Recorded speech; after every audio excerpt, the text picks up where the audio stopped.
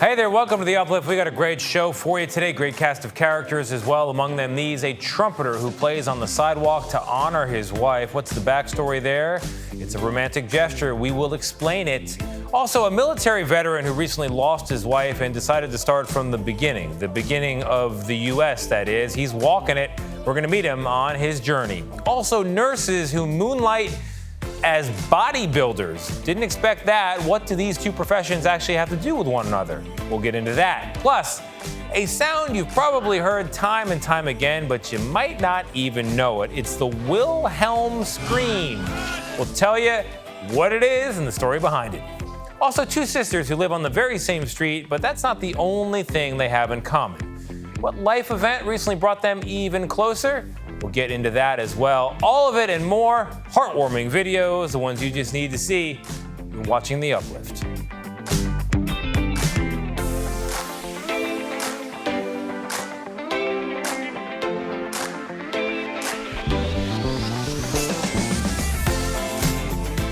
Hey there, I'm Tony DeCopel. This is The Uplift, the show that lifts you up for at least the next 30 minutes. You, and not for nothing, me as well. And we're going to begin with a man who plays the trumpet on a street corner as a way to honor his wife. What's the story behind that gesture? Steve Hartman has more. What would compel a man, a retired businessman, to become a street performer, playing for bills in a bucket at the age of 83? Is it love? Loss? Purpose? Yes. On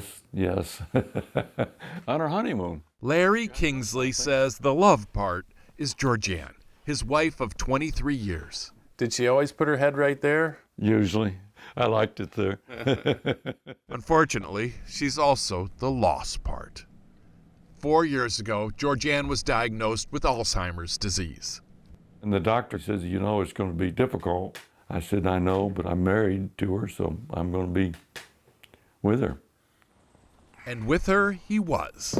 When Larry got out the old trumpet he bought back in his Air Force days and started playing 3 times a week on a sidewalk in Cary, North Carolina. Larry says Georgianne loved it, although she was confused.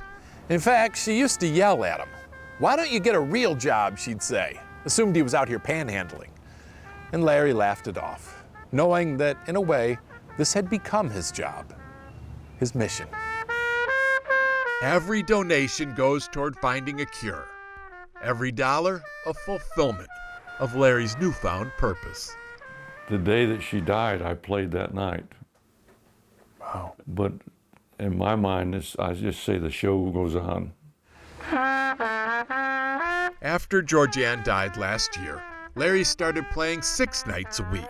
He has now raised more than $15,000 and has vowed to keep it up until Alzheimer's is just a memory.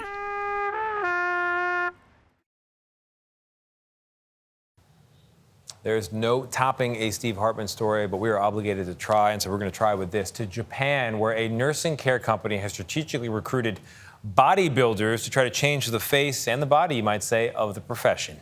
Here's Lucy Kraft with the story. Bending, lifting, and hoisting human beings again and again. Physically demanding, even back-breaking labor is an occupational hazard in nursing care the world over. But at this facility for the disabled in central Japan, the job description calls not just for working with clients, but working out. These nursing aides moonlight as competitive bodybuilders, easily hoisting weights several times as heavy as their clients. Before or after their 6-hour shifts, nursing care staff are required to work out for 2 hours at the gym, pumping iron, augmenting those abs of steel before they clock out for the day. And it's all on the company dime. I also get a $150 monthly protein powder allowance, said muscle man Yuya Yamamoto. All my expenses are covered for tournament competition. Is this your dream job? Yes. Yamamoto is among 8 hunks hired to literally change the face of nursing care, one of Japan's least popular careers. Desperate to staff his new nursing care company, entrepreneur Yusuke Niwa, a weightlifter himself, tried a gimmick. He began recruiting muscle men as poster boys for an unloved profession. At first, it was a pure public relations ploy to get people interested in nursing care work, he said. But these guys teach everyone how to lift smart and prevent injury. The bodybuilders went viral, giving the visionary company fame without spending a dime on ads. Last year, the company received hundreds of queries for just a few dozen jobs. With a massive nursing staff shortage forecast by 2040, some of Japan's brawniest men are lending a hand where it's needed most. Everyone could use a hand. Coming up in a moment, the story behind the pianos that have been popping up around Davis, California for years, each one of them designed a little bit differently. Also, get the scoop on the giant fish that's been sitting on the side of a Minnesota lake for decades. It's a wooden fish, maybe metal. What's inside the spectacle? You'll find out after the break.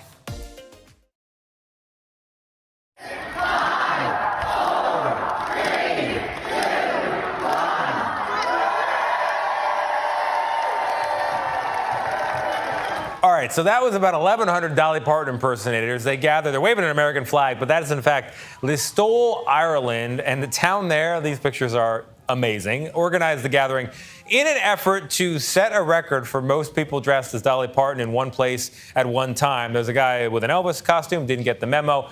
They hope to make it into the Guinness Book of World Records. They do not yet know if they're in. They'll find out in a few weeks. By the way, not the first time Listowel, Ireland has attempted a world record. Back in 2014, they were successful in setting a record for the largest gathering of people dressed as nuns. More than 1,400 people dressed as nuns participating. And they're cheering. All right, for about 8 years, decorated pianos have been popping up around Davis, California, each and every one with a unique design, and they're there to be played by anyone who's interested. So what's going on here? CBS Sacramento's Marley Ginter has our story.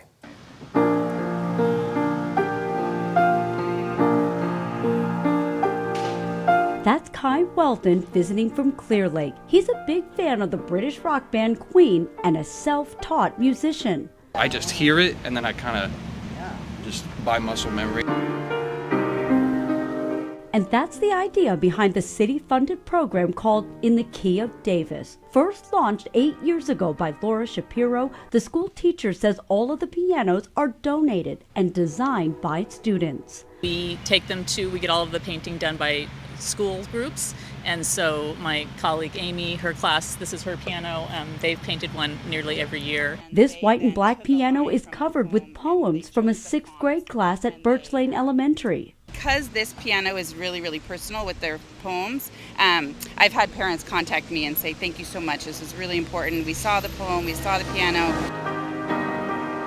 Each student took part in painting and creating the collage, but before the paint could even dry, I had to tell it, like while we were painting it and putting the poems on it, they weren't allowed to touch it because it was still wet paint and they could not keep their hands off it. And so I was like, they all wanted to play. It was fabulous. Whether it's designing or playing music, each piano is creating a welcoming environment for hometown residents and for those just passing by. It just speaks to me in a way that people can't. So it's really, it's an art form, basically.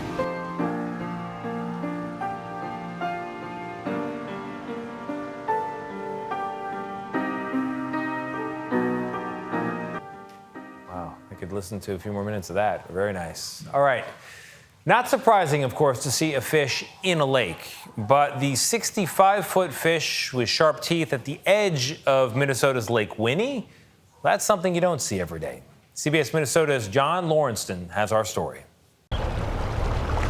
On Lake Winnipegashish, better known as Lake Winnie, walleyes. Plenty of Winnie walleyes. You could catch your fair share of fish, or you can drive just past the town of Bena and let a monster fish catch you. You're not going to catch this with a regular musky You're not going to catch it. You're going to need a moose or a black bear for bait. And you're going to need a truck with a winch on to reel it in. Al and Amy Hemme own the Big Fish Supper Club, which also means they own the giant muskie next door. It was built in 1957 by a man named Wayne Kumpola, and Al remembers seeing the fish on family vacations. I was 2 months old my first trip up here, and been coming up ever since.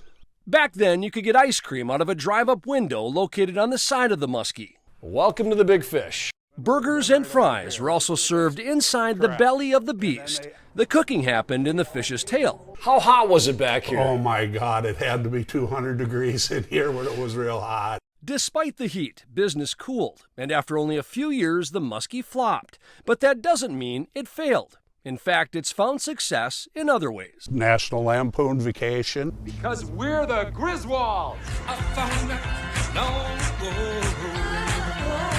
The Big Fish makes an appearance early in the classic comedy in the form of a postcard. And there's so many people that watch that movie now, and then they'll quick take a picture of it and send it to our phones. It's like, did you know? We're like, yes, we did know that.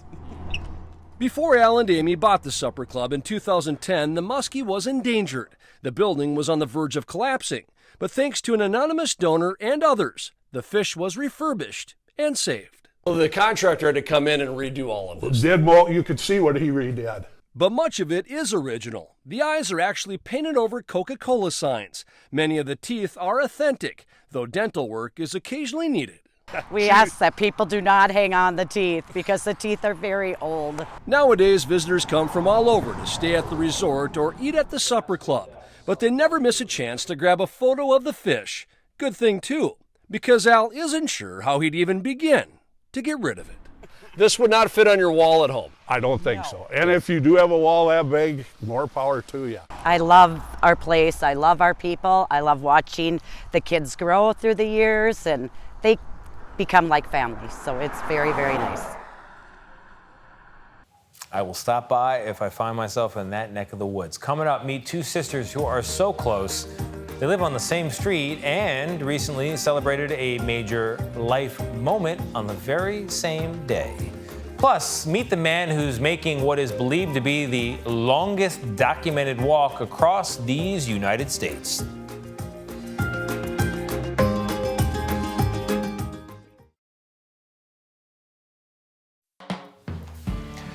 We now introduce you to two sisters who are very close. How close, you may ask? Well, they live on the same street, not so surprising there, but they also recently gave birth to baby boys.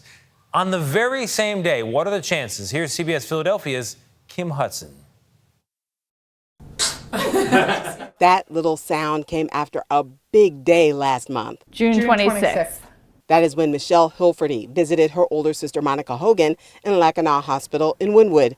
Hogan went into labor and gave birth to her son Ryan that morning. He was born by 5:57 a.m. the next morning. Hilferty was still waiting to give birth. She thought she had a few more days. And I had actually scheduled my induction for our due date that upcoming Friday. But Hilferty did not know that just a few hours later, she would be packing back up and heading back up to Lackinaw. It came on really strong and really fast, and we were at the hospital in less than an hour from when my contractions started. And then I started telling the nurses and whoever came in, I was like, yeah, I think my sister is in triage. A short time later, Hilferty became a mother to little Anthony. This is Ryan Hogan, and this is Anthony Ofria. This incredible day resembled everyday life.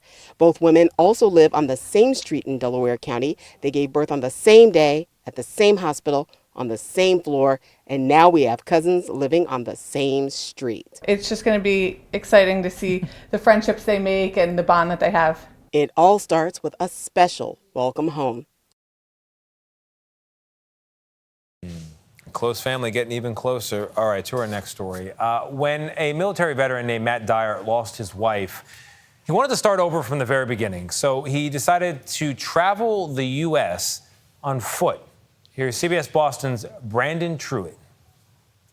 This is a section of 101 that is marked no pedestrians. From his table at the Gardner Ale House, Matt Dyer plans his next steps. The 29-year-old is walking down and around the United States. Word has it, it's one of the longest documented trips on foot in this country.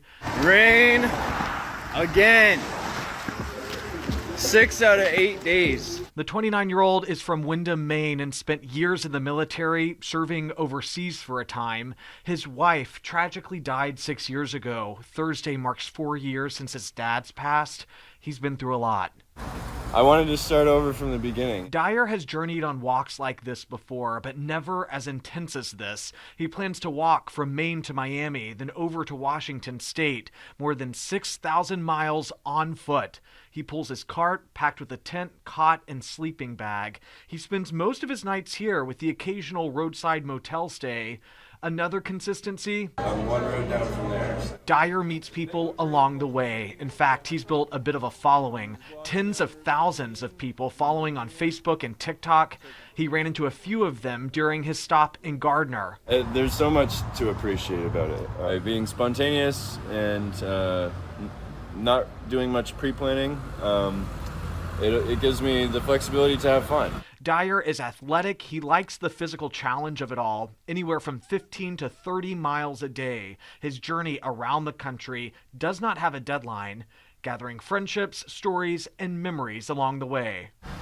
That I can help a lot of people with my story. I think I'm very well attuned with who I am, and I'm trying to just make my life story better. And you are succeeding, sir. Coming up in just a moment, a sound you've probably heard not once, not twice, but quite a few times, and you may not know exactly what it is. It's the Wilhelm scream, an iconic sound that dates back to the 1950s. It's a sound effect now. They got it on tape. Jamie Yuccas learns how the original recording was recently unearthed. When you heard that the original was now found, what did you think? That's kind of my Raiders of the Lost Ark moment. A great treasure was found and unearthed and now can be shared with humanity.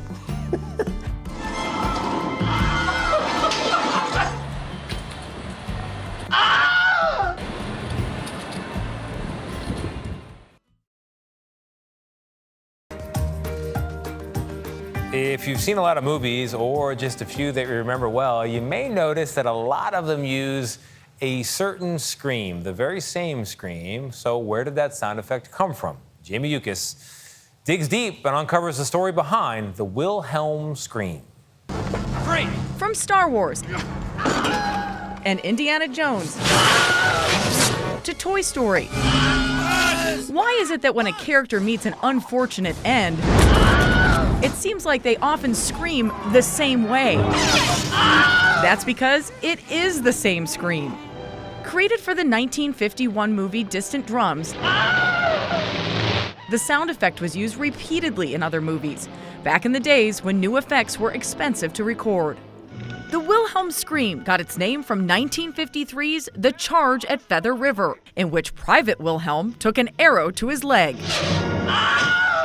But it wasn't until the late 70s that the goofy yelp, signaling sudden demise, got a new lease on life. A very small group of about 3 or 4 of us, we thought it was the corniest, funniest sound. Mark Mangini has 2 Oscars for sound design and a filmography as long as a book. His friend and colleague, Ben Burtt, revived the Wilhelm scream by putting it in Star Wars in 1977. And we thought this will be our Easter egg. So we always found a way to sneak it into a movie. And sneak it in they did. So which movies did you pick and choose to put the Wilhelm scream in? Oh, many. Raiders of the Lost Ark, Gremlins, Anchorman, Die Hard with a Vengeance, Lethal Weapon 4, to name but a few. The Fifth Element. For Mangini and other movie buffs, finding the original tapes is a connection to a storied past. When you heard that the original was now found, what did you think? That's kind of my Raiders of the Lost Ark moment. A great treasure was found and unearthed and now can be shared with humanity. It's comic and it's scary at the same time. Craig Smith, a researcher at CalArts, is the one who found that great treasure of a recording session after he was given boxes of tapes from USC's film school to archive, saving them from the trash. So how close were we to never finding this? Close calls all over the place. Nobody wanted it. Nobody cared about it. The discovery is an important piece of film history, a physical connection with a sound effect that's become movie lore. On that tape, you can hear the voice actor nailing it after a little direction. Oh! No, not an owl. A real scream of pain. Oh! one of 6 takes that the original recording offers. It's very unique. Midge Costin is a Hollywood sound editor and USC professor whose office is not far from the basement where that tape was stored for years. What's unique about the Wilhelm script? Well, it's funny, it's comical, it's over the top, and usually it was done when somebody falls off, like something really kind of scary, because it's got that, yeah, there's something, it's very dramatic about it, You use the Wilhelm scream in so many of your movies. So can we check out a couple of them? Sure. This is Gremlins. Okay. Good. Here we go. Yep. See if you can spot it. All right.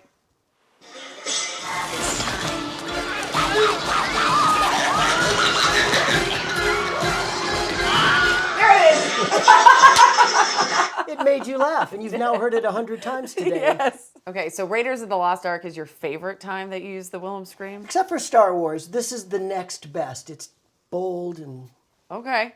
Let's hear proud. Here we go.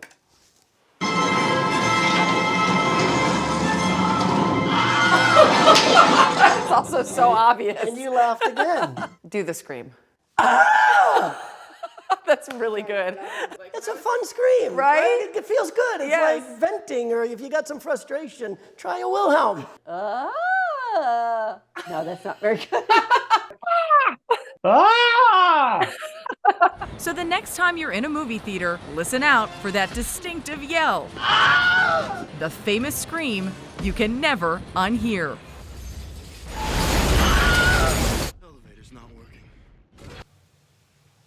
If you've got some frustration, try a Wilhelm. Sure, pretty good advice. And that's a pretty good show. It is our show. I hope it brightened your day. I hope it lifted you up. If for some reason it didn't, reruns, they do remain free. I'm going to go find some good news. See you next time.